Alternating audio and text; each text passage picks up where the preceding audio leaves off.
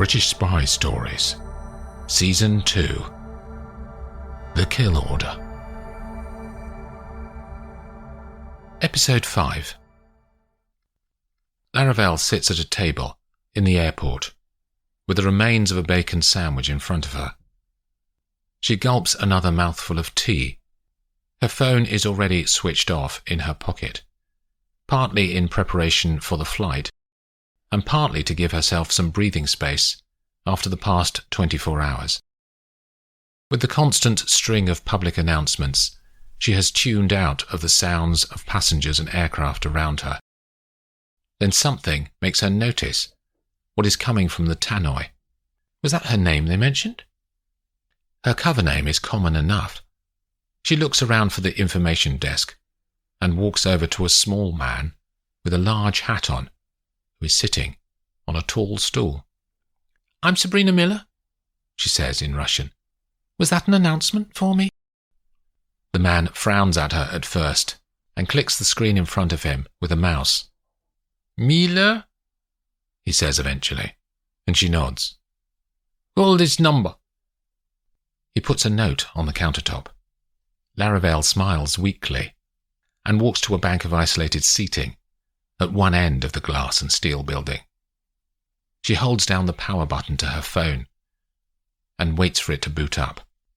When it does, she has 3 missed calls from Panama. But the number on the note is not his phone.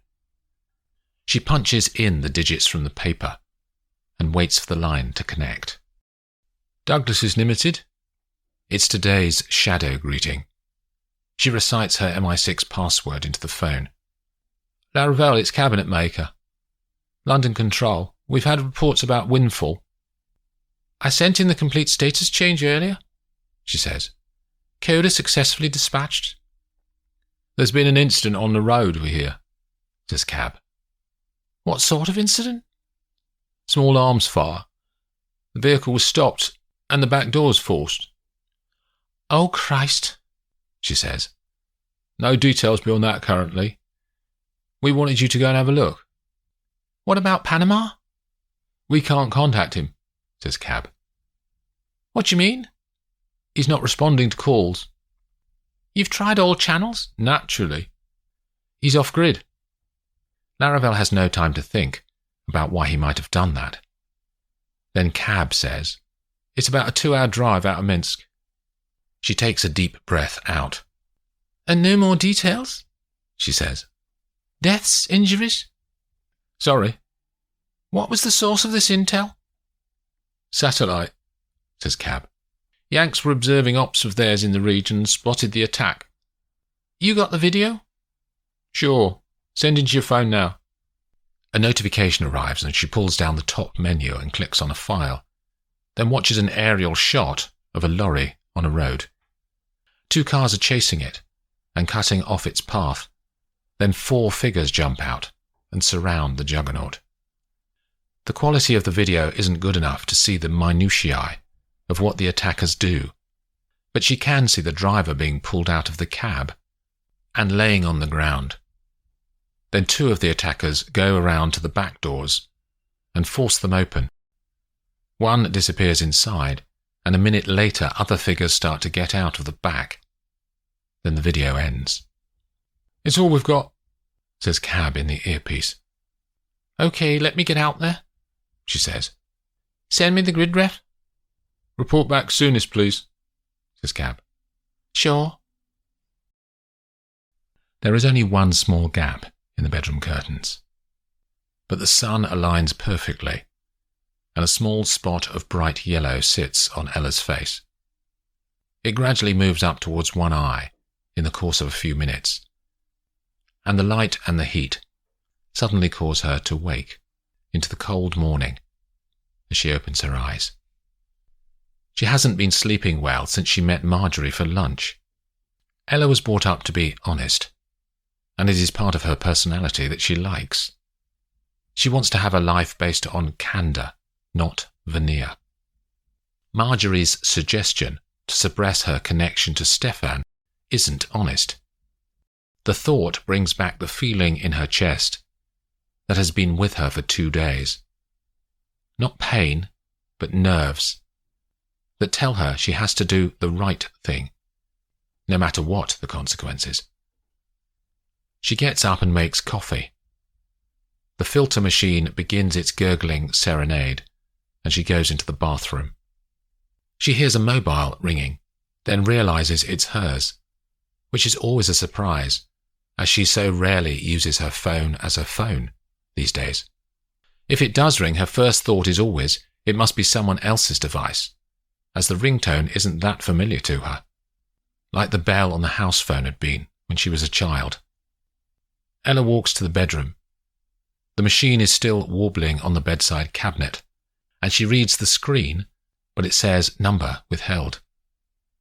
She picks it up and slides her finger across the glass to answer the call. Hello? Ella? Who's this? I'm a friend, says the voice at the other end. Who are you? I need you to do something for me. Sorry, look, I need you to find some information, he says. She is silent, her mind racing through her options and trying to recall her training. Don't speak. Let them talk. I'll send you some details on this number. She waits. You still there? She waits. I was told you'd be expecting my call? No, she says, then immediately regrets it. Don't engage. Don't engage. Damn it, says the voice at the other end of the line. Who are you? The line goes dead. Her heart is beating fast now. The fear that started in her brain traces paths throughout her body, until she can feel her eyes water and her hands shake. For all her intelligence, education, and bravado that makes her what she is, right now, in this second of her life, Ella Perez feels utterly alone.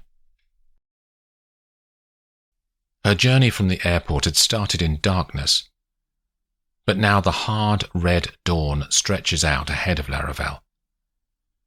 She steers the hire car through the white landscape from the capital city of Belarus towards Poland. The grid reference sent from London is not on the motorway, as she would have expected, but on the outskirts of a town called Baranovici. The driver must have turned off the direct route and taken a diversion, as she doesn't know why that might be. His instructions were to head direct for the border and get across as soon as he could in the early hours, as the guards would be groggier from their all-night shift and less likely to carry out spot inspections. She turns off the highway into the town. Her sat-nav guides her through a route that skims the outer edges of the built-up area and turns back towards the main road. As the screen in her car shows a few 100 feet from the location, she looks out either side for some sign of the vehicle. Then she sees the dark blue lettering that she had last seen in the loading warehouse. There is no sign of any humans near the lorry. She parks and walks around the vehicle, all the time checking for any movement. She checks to see if the driver is in his cab, but it's empty. Then walks to the back doors, but they are closed. Laravelle inspects the seals and they've been broken. One door isn't quite fully closed, though, and she tugs it open, to be met immediately with a handgun pointing at her, which appears through the narrow gap. It's okay, she says in Russian to whoever is holding the pistol to her face. I'm friend. She holds her palms open to show she is not holding any weapon. My boyfriend's father is on board. Do you speak English? She says, then repeats the phrase in Russian and German, and the man seems to understand one of them as he lowers the gun and opens the door further. She grabs the sidebar and hauls herself up. Inside the lorry, the scene looks like something from a disaster movie. The packing cases that hid the passengers have been pulled back to reveal a tiny gap into the inner sanctum where they'd been sitting. One man, who has a red stain on his chest, is lying on the floor, and a woman is holding his hand. She looks up at Laravelle with 1,000 unspoken words on her face. "Is anyone else injured?" she says, in her 3 languages. Someone calls from behind the boxes. "Yes, one is dead." "Who?" she says to the wall of wood. "The young boy." "Where's the body?" "In here." Laravelle steps into the gap and sees 4 people huddled together at the far end. In front of them is the body of Owana's brother. She kneels and checks his pulse, but he is long dead. She looks up and at that moment realizes that Dmitri is not in the lorry. "Where's the old man?" she says to the others. "He ran off," says one of the women. "Where?" The woman shakes her head. "Which direction?" "We don't know. We stayed in here." "Did the attackers say anything?" says Laravelle. But 2 of the people shake their heads this time.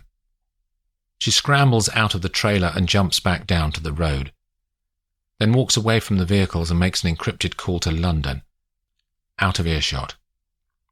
"Reporting a misplaced asset," she tells the London control desk operator. She goes through what she knows of the events, which is sketchy at best. "I need a location for Asset Coda. We chipped his clothing, so you should have at least 3 signals from the 11.6s, she says, referring to the 1106 authority to attach a satellite tracking bug to a civilian. London Control promised to patch the 1106 signals into her phone. She ends the call and goes back to see if she can make the injured man any more comfortable in the lorry. A few minutes later, the 1106 signals are patched through to Laravelle's phone. She stares at the screen, and it shows a pulsing light about a mile away from her current location. She starts to walk across the main road and goes into the woodland that starts immediately at the curbside. Despite the time of year, the trees are still dense, and branches catch her face and pull at her clothing as she negotiates the undergrowth. After 20 minutes, she emerges from the woods, close to a small road with houses spread out along its curving length. She checks the screen, and the light is only 100 yards away now. Laravelle walks past the first few houses, trying to look like she is visiting a friend. She can see 1 or 2 shadowy figures looking out from the safety of their living rooms as she goes by. Number 12 is in the far corner of a cul-de-sac. Like the other houses, it has seen better days. The paint is marked and peeling in some places. The front door was once red but is now muddy brown. Laravelle steps onto the path from the road. Her phone shows that Coda is inside this building. She knocks lightly on the front door. No response. She knocks again, still nothing. He'll be scared, she has no doubt. She walks along the path in front of a big bay window that shows her the lounge behind it. There's a side gate and she unlatches it. The back garden is overgrown. Maybe the place is abandoned.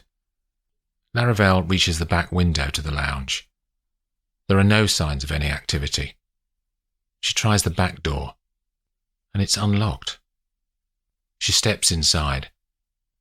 "Dmitri," she stage whispers. "Dmitri." Silence.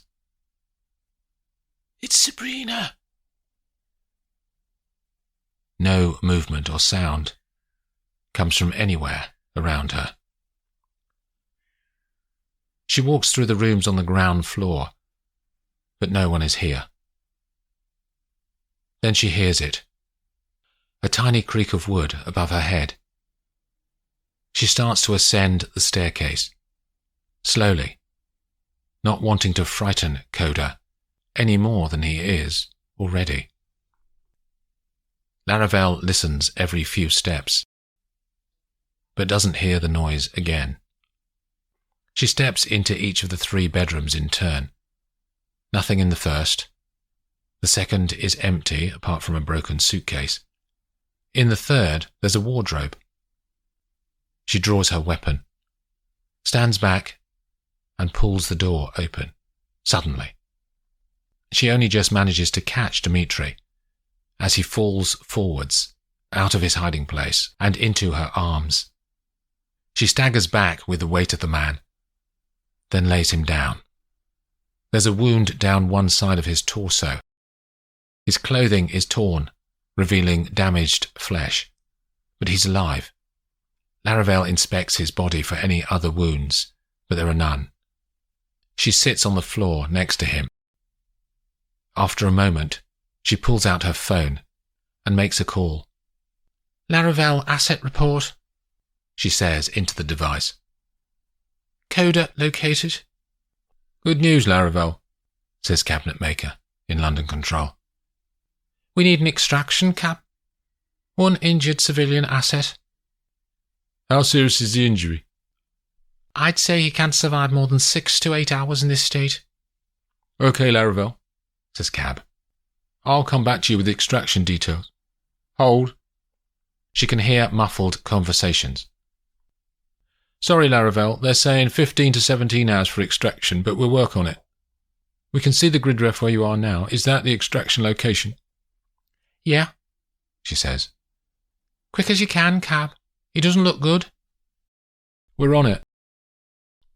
The line goes dead.